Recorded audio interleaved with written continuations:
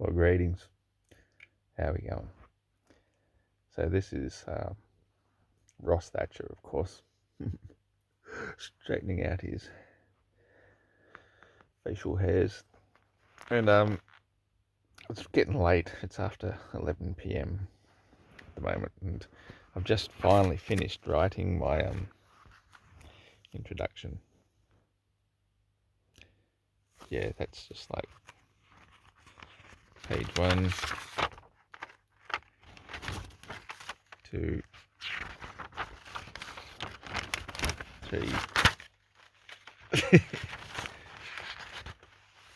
4, 5, 6, 7, and etc. I've written quite a few, so I'm going to have to time myself for this because tomorrow, being the day of sun, will be Sunday, approximately 10 a.m. my time, so more than likely 10:15 or thereabouts. Who's counting? Not I, said the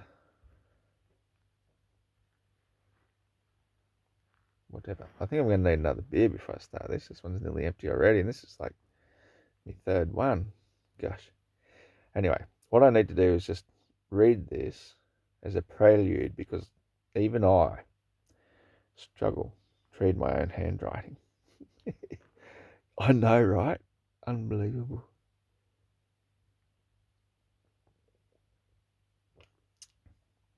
I definitely do need another beer. And what I'll do while I'm getting one, I'll also make room in the fluid system for it to fit. And hopefully this recording device, if I just press the pause button, will record long enough. And if not, so what? I'll just start again. So this is the prelude to modern day debate, Flat Earth Aussie Jesus. I know, a little bit naughty, but versus Dapper Dino or Dino. I'm not sure how you pronounce D-I-N-O. It's like, dunno. Dunno how to pronounce it. Bro. If I was a Kiwi, I'd say Deno, bro. No, hang on. It'd be dunno, because they say 6 as in 6. So Dino would be dunno. I don't know. I just go and take a whiz off the dick. And it'll be big. Cool, blimey, crikeys, mate. Oh, it's so cold out there. Oh, my feet are a bit frozen already. Thank goodness I think I kind of peed on them slightly and slightly feel. Anyways, here we are in Australia. I think I might have to turn that bloody light off, hey? What do you reckon? Turn the bloody light off? No, then I won't be able to bloody read. I bloody read it out, so the purpose of reading it out is so that I can strain my eyes to read it. So when I go into the modern day debate against Dapper Dino, I'm just going to say Dino because it takes all the stupid word it was, the camera head says supposition, but supposition isn't the word. It's just all doubt about the way we pronounce his name, whether it be Dino or Dino or whatever. I'm just calling him Dino.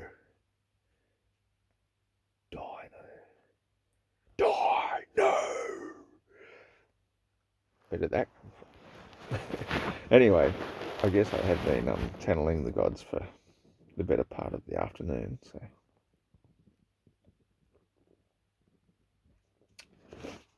one for our sponsor, by the way, and I will make it quite clear that despite me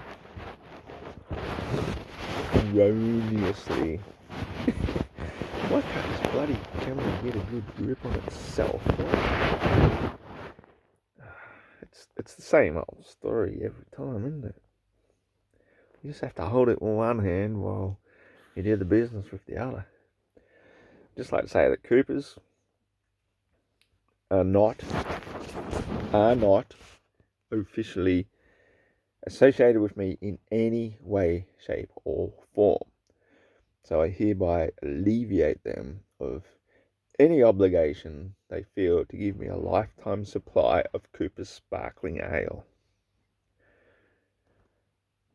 But if they choose to do so, I will not be persuaded in any way, shape, or form to do their bidding and say as they would prefer me to do.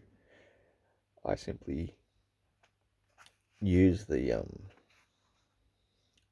generous sponsorship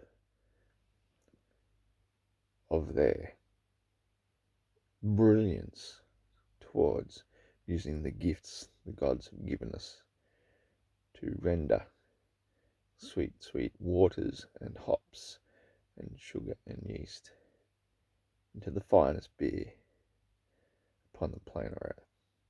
So I think that deserves another big up to the Coopers, men of beards.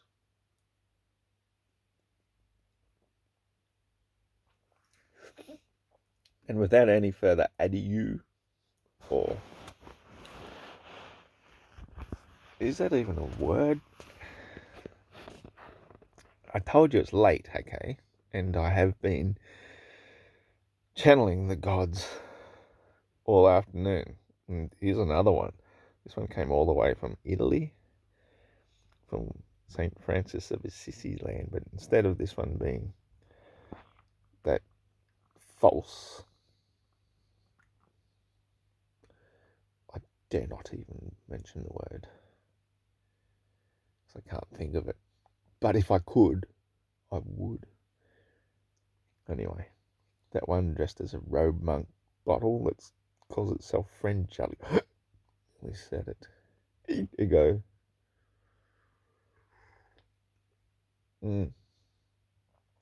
This one is not only $10 cheaper, but it's authentic. It's actually made with real hazelnuts. I probably won't get through reading this now, so I started sipping on this because it's... Oh.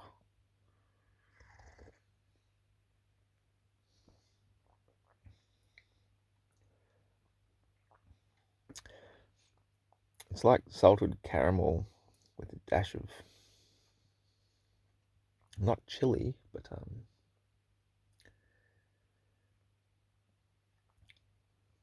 alcohol. It's fucking beautiful. All right.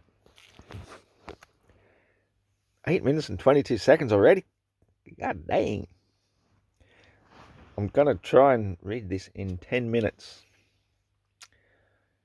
Actually, I probably should try and read it now rather than wait for 10 minutes. So that was funny to someone like me anyway. I'm trying to read this within 10 minutes because I'm assuming that when I go to a modern day debate tomorrow morning to talk with Dapper Dino, that I will be given a 10-minute period of introduction. Now, I might talk to James beforehand and say, you know, mate, why not just give us a 15-minute introduction, since this is going to be the final flat earth debate on the modern day debate channel for some time. Like, I no doubt there will be another one down the track, because no doubt there's going to be plenty of people who will see this and wish to that they were the one who was able to respond to the things I'm going to say. And I feel a little bit sorry for Dapper Dino for throwing him into the deep end, because this, beginning in 10 seconds and a bit, is going to be my introduction. I'm nervous. I always get nervous before a debate. All right. 3, 2, 1, here we go.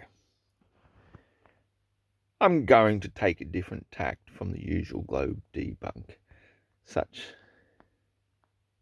Yes, that does say debunk.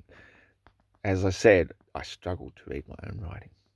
I'm going to take a different tack from the usual globe debunk, such as easily dismissing the multiple wild, unproven claims and assertions that the globe believers rely upon to support their heavily indoctrinated beliefs. I could concentrate on the absurdity of the lack of detectable motion of the globe itself, and how no flying vehicle of any kind need ever take into consideration, let alone careful calculation, the 1,000 mile per hour speed of the ground rotating beneath them. Of course, they'll defend this with well-rehearsed phrases like inertia, the equivalent of saying that if you jump off a moving train, you'll continue moving with the speed of the train plus the extra thrust from your jump. Whereas in reality, we know that the train continues speeding away, leaving you far behind in an instant, and there's no way that train is moving anything like 1,000 miles per hour before we even begin to consider the 10 times more absurd, 64 times more absurd speed attributed to the orbital rate of going around the sun. I could focus in great detail upon the massive problems which alone entirely debunks the absurd spinning space ball, but I'll move on with one final word on the related problem. That's a lie. There's many. Many. I started with thinking I'd just say one final word, but edit that bit out. That's wasted seconds. The atmosphere. According to the average helioist, who defends their ancient superstitious sun-worshipping cult beliefs, they'll declare the greatest reason we feel none of the fantastic speeds of the spinning space ball is because, they'll say, the atmosphere is moving with us, as though a field of gaseous vapours can somehow magically velcro itself to a ball whizzing and spinning through a vacuum to attain the magical attributes of sometimes appearing to be perfectly still. When such a devout believer is questioned, well, what is wind? You watch as the oils of unused machinery of their minds loosen, the cognitive dissonance inside the comma. That's comma. I'm so glad I read this out loud beforehand, so I could correct the pronunciation. To manufacture the only logical conclusion to assert, well, that's just independent motion of the atmosphere.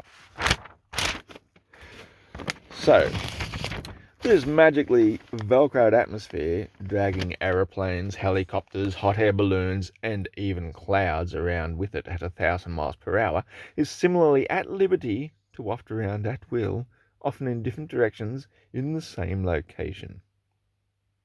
And the only aberration any flying vehicle need ever take into consideration is this somewhat mild exception to the normal 1,000 miles per hour. Should said aberration reach as much as 1/5 of the normal magically velcroed on speed, that is, as much as 200 miles per hour, either or. That doesn't make sense. That is, as much as 200 miles per hour either or anyway, the forces are great enough to wipe out entire plantations, flatten entire forests, and annihilate entire villages. On the spinning space ball, however, this can only mean that the easterly wind is actually going backwards 200 miles per hour, which translates I just got mixed in with a Y there, which translates as an 800 mile per hour motion. Yes, and that the westerly wind is actually adding to the Earth's rotation, so is effectively moving 1,200 miles per hour. A perfectly calm, still day, however, insists that not only is the air the arbiter of the wind, moving a perfect 1,040 miles per hour at the equator and adjusting accordingly for every latitude in order to allow for the perfectly flat, mirror-finished surface of small and great standing bodies of water alike, except droplets. But this perfectly calm air hurtling along 5 times the speed of massively destructive atmospheric independent motion must be adjusting its speed automatically the higher it is in order to maintain the illusion of being perfectly calm and still everywhere at once. So, to reiterate, in order to appear calm and still on the heliocentric belief, the atmosphere itself must be accelerating as it gets further from the surface, must either accelerate some more or decelerate somehow in order to produce winds, must either decelerate or accelerate by a magnitude of 1/5 the perfectly calm stationary motion in order to produce devastating forces in every loosened molecule. Let me read that bit again. Gosh damn. This requires...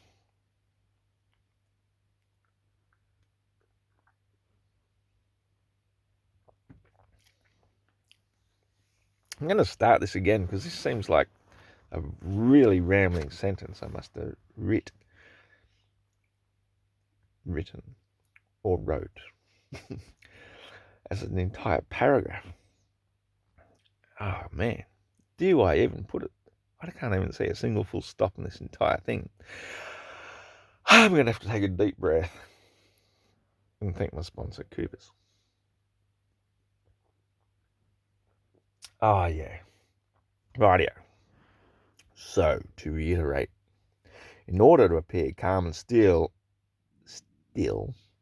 on the heliocentric belief, the atmosphere itself must be accelerating as it gets further from the surface, must either accelerate some more or decelerate somehow in order to produce winds, must either decelerate or... I think we'll put a full stop in there and put it must. That makes better. It must either decelerate or accelerate by a magnitude of 1/5 the perfectly... Yeah, let's put a comma there as well. The perfectly calm stationary motion, comma, in order to produce devastating destructive winds, comma's already there, and it must use imaginary invisible pulling forces in every loosened molecule of its being, attributed solely to the massive attributes of Earth's girth alone, to overcome the universal vacuum it whizzes and winds through at unimaginable speeds some 65 times greater than the supersonic speeds it must assume to appear perfectly calm and still. How are we going for time? 2 minutes left. Holy shit, I've only gone through 2 pages.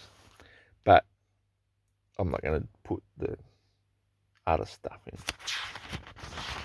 Holy shit. I still have many pages to go. Alright, well, you've seen it here first.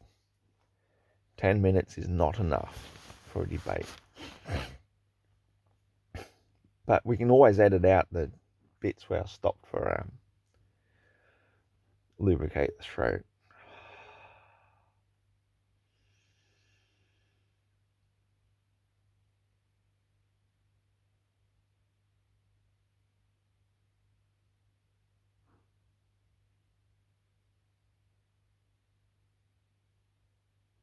Yes, my little bubbles right here.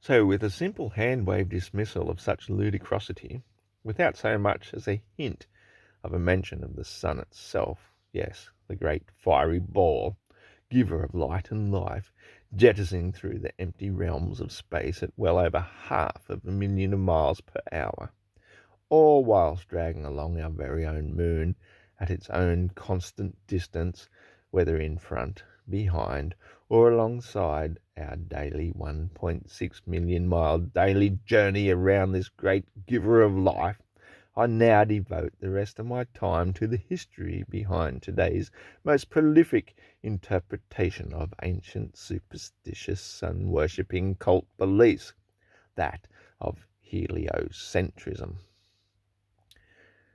The topic is far bigger than any of us could imagine. In order to make sense of the world around us, we always appeal to authority figures, our elders, those who've gone before us, to impart their wisdom, their knowledge, the long explored scientific deductions from antiquity, so that we may either borrow or improve upon to make better sense of the world, the universe, the arena upon which we find ourselves currently dwelling. I see a flashing light. I keep thinking I'm running out of time or something. Oh yeah, 10 minutes is up. I don't care. This is the introduction, and whether or not it makes it to the debate, at least you can see it here. This is the full introduction I intended to bring, which obviously,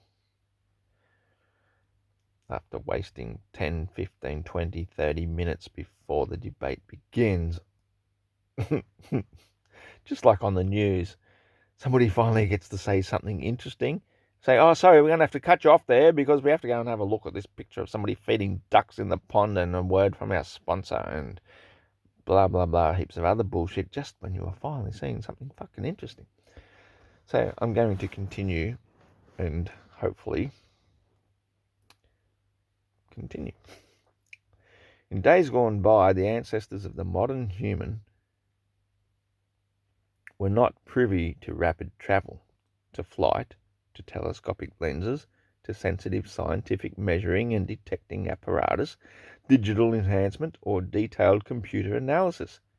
Even in my lifetime alone, I remember as a 9-year-old child being the second only in my class to be the proud owner of a digital watch. With the press of a button, I could tell you the number of seconds past the minute.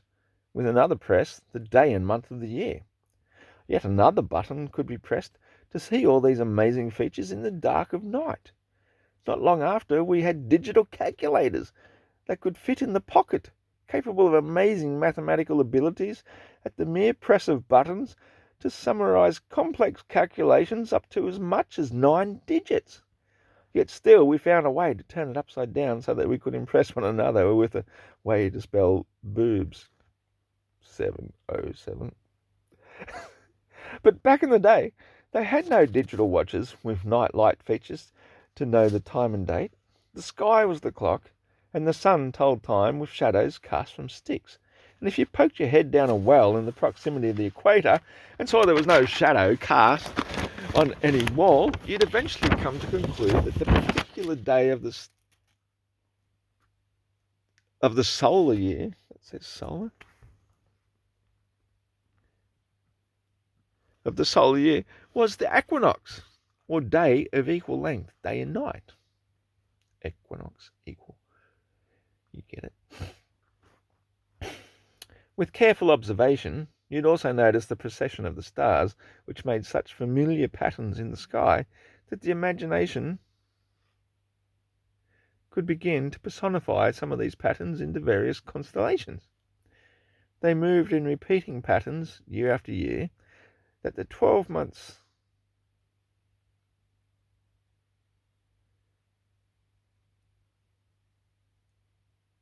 I'm really having trouble reading my own writing here. They moved in repeating patterns year after year, that the 12 most prominent of these constant constellations were given names and placed on a chart divided into 12 equal segments, which became known as the houses of the zodiac. As the year progressed, it was noted that stars moved in a singular body around the one fixed star, that which we call Polaris. Astrolabes were invented, astrology was noted, and as the annual seasons progressed, the sun was seen to move from one house to another, almost synchronous with the moon, from one full phase to the next. Since the seasons were ruled by the sun, it was clearly seen to be the one and only giver of light and life. It's no great surprise that it became regarded as the creator of all that is. Thus, it became known as the Son of God. While lesser deities were attributed to the wandering stars, those which we still call by their various ancient Greek or Roman names today, The sun itself has gone through various names, the most obvious being Helios, who lends his name to today's term of heliocentrism, which translates as going around the central sun. But there's plenty of others, such as the Egyptian Ra, killed by his brother Set, reincarnated by his loving wife to produce... I should put Isis in there. Or maybe I won't. I'll just leave it as I wrote it, because obviously I meant to put Isis in there. I didn't put Isis in there. Reincarnated by his loving wife, Isis. I just can't fit it in there because I don't know if you can see that, but where I've written Egyptian to try and fit Isis into there, just it's not going to happen. Sorry, Isis. Forgive me. I'm only human. So where were we? There's plenty of others, such as the Egyptian Ra, Egyptian sun god Ra, killed by his brother Set, reincarnated by his loving wife to produce the son of the sun god Horus, from which the term horizon originates. To this day, we still say the sun sets, which is dies by the hand of Set, only to rise on the eastern horizon each morning. The morning star, Lucifer the light bearer, Apollo the great, and thus every ancient religious cult was born upon the pagan observations of the natural celestial cycles in the sky, by which we learnt to plant and harvest and survive through harsh times and abundant alike. So in the far north, there dwelt a race of fair-skinned people whose seasonal dependence was very much reliant upon the seasonal attributes of the sun and stars. With such a short summer season, it was imperative that they observe the celestials religiously.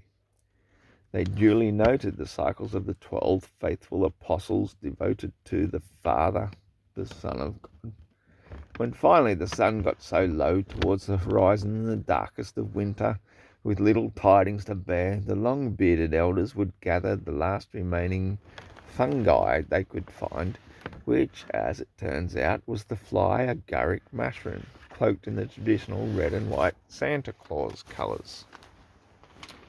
Under the snow-covered boughs of great evergreen pine trees, these fungi would be strung up to dry out from the light and heat of tallow candles and such. In the drab, dreary, perpetual twilight of the frozen vista, such a sight would be a welcoming beacon to any weary traveller. There they might meet and share what precious gifts they had, warming spices in wine and dining on precious preserves, cakes and minced pies. On the final evening of the solstice, when the sun dipped lowest beyond the horizon and could be seen no more, the elders would imbibe upon the dried remains of the red and white mushrooms and go on a trip. During this travel through the stars, or astral travel, as they sought the giver of life, the Son of God, they would see that it had set far in the south, where the stars had receded, where the stars had revealed a completely different constellation out in the form of a cross.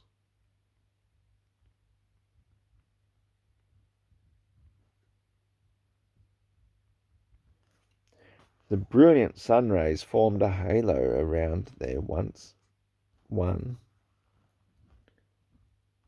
and only true God, and the rays spread out like the thorns of a thistle.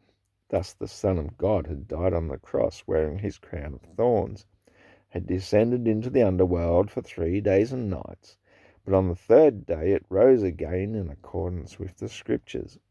Thus the origins of heliocentrism began, celebrating the rebirth of the eternal giver of life 3 days after the northern winter solstice every December 25th.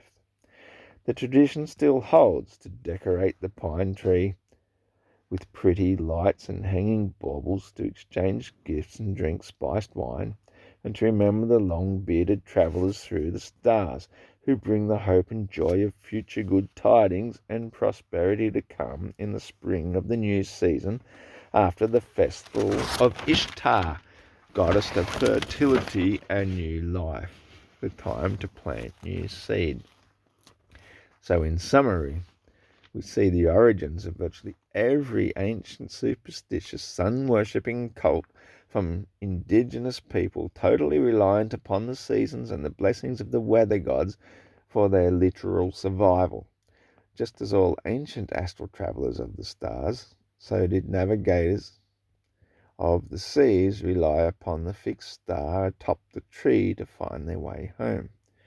Thus the belief spread that once you'd gone so far that Polaris was no longer visible beyond the equator, you'd descended into the underworld, where the cross takes over as the nighttime navigation aid. To even further perpetuate the ancient superstitions, in the late 1600s, one particular religious occultist devised a scientific means by which, to paraphrase, they could finally put the sun at the centre of their model. The centre, of course, signifying the royal seat or place of worship. Although he personally tried to recant on his model, Copernicus was placed under house arrest until his final demise, whereupon a full 2 years later his works were published as the origins of the heliocentric model. To this day, the descendants of those raised upon this deceptive model still believe the Son of God is crucified on the cross in a crown of thorns, surrounded by his faithful 12 devotees, descends into the underworld for 3 days and nights, and is born again every December 25th. If you disagree with their cult, they will mock and ridicule you. What's more, because they claim it to be the authority of the scientific method, they have taken their ancient superstitious beliefs from the sublime to the ridiculous. Instead of being geocentric, as we observe, the heliocentric model has to swallow lie after lie, much like the little old lady who swallowed a fly. Once they set the world spinning and whizzing around the sun like a fly around a racehorse, lie after lie after lie had to be swallowed, each one more absurd than the bird whose bird swallowed to catch the spider that wiggled and giggled and jiggled inside her. Eventually, the heliocentric superstitious cult belief accumulated in people genuinely believing that a perfectly calm day, revealing mirror perfect surfaces in large standing bodies of water, was in fact the result of every star of every constellation, every molecule of air, and every suspension of the laws of physics, and mortal man's belief was in fact dancing in perfect harmony at supersonic, hypersonic, beyond the limits of imagination speeds, all in order to create the illusion of being perfectly calm and still. Just like the little old lady, by the time you actually swallow that horse after the cow, the heliocentric model is dead, of course. I don't need to imagine, I know already, that my long extinct fictitious cartoon caricature of an opponent will have a rebuttal no greater than the hollow eggs a rabbit is capable of producing. I'd hand it over to him to present his basket case. Thanks for listening. Now I need to edit out of this.